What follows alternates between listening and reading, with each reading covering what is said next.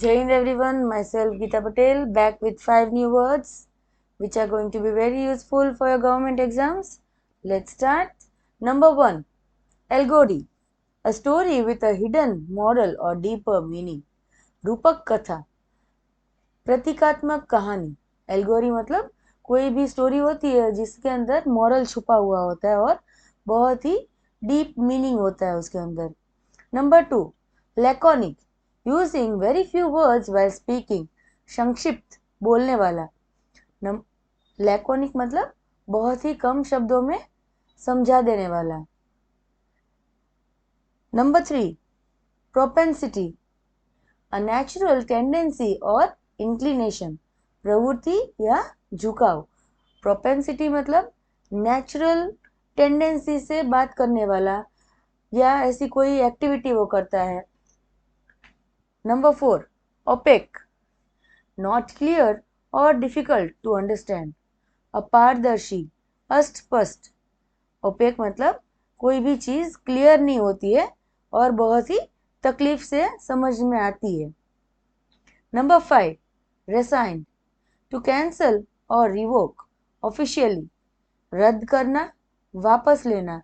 Resign मतलब two cancel और to revoke मतलब कोई भी पोस्ट ऑफिस पे कोई पोस्ट कर रहा है और फिर वो कैंसिल कर रहा है तो उसको रद्द करना कहते हैं. या कोई भी हमने अर्जी की होती है तो वो रद्द हो जाती है, अपनी अर्जी वापस लेना पड़ता है.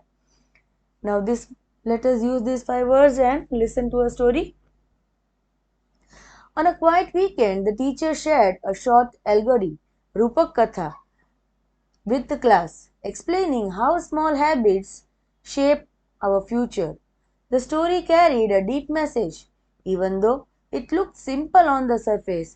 यहाँ पे एक टीचर वीकेंड पे एक रूपक कथा बोल रही है बच्चों से, जिसमें बच्चों की छोटी छोटी हैबिट्स के बारे में समझाती है वो.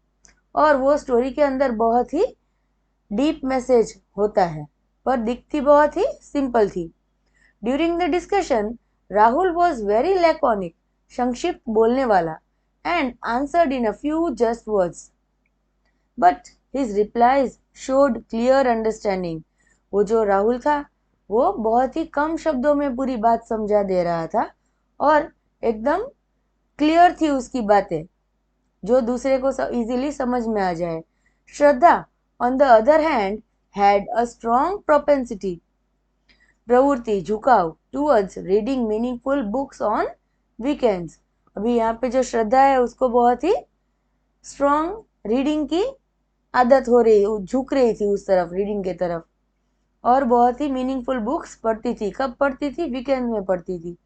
However, the message of the story seemed opaque, अस्पष्ट, समझने में कठिन.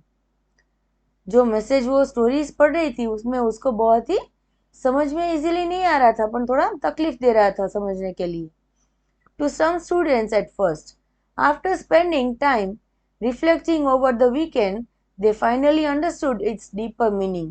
यहाँ पे वीकेंड पूरा अटेंड किया, बाद में उसको धीरे धीरे समझ में आ रहा है वो स्टोरी में क्या रिफ्लेक्ट करना चाहते हैं. In the end the teacher decided to resign, रद्द करना, वापस लेना, the homework assignment, encouraging students instead to enjoy the weekend while thinking that the moral of the story. अभी इसी कहानी को हिंदी में सुनते हैं.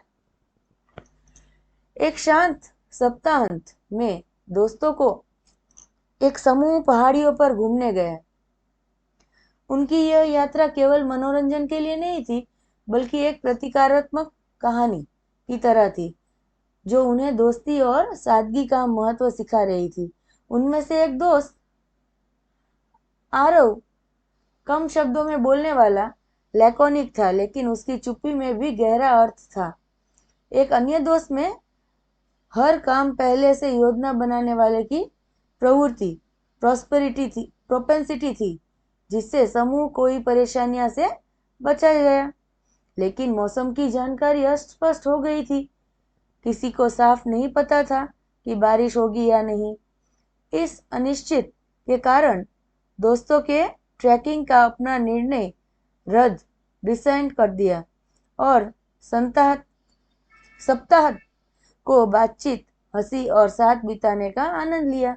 अंत में इस सप्ताह के ने उन्हें सिखाया कि कभी कभी योजनाएं बदलना भी यादों की और सुंदर बना देता है ना। इसी स्टोरी से आप इसी स्टोरी के 5 वर्ड्स लेके आप स्टोरी शेयर करेंगे मेरे चैनल पे। Hope you all enjoyed the story. Thank you.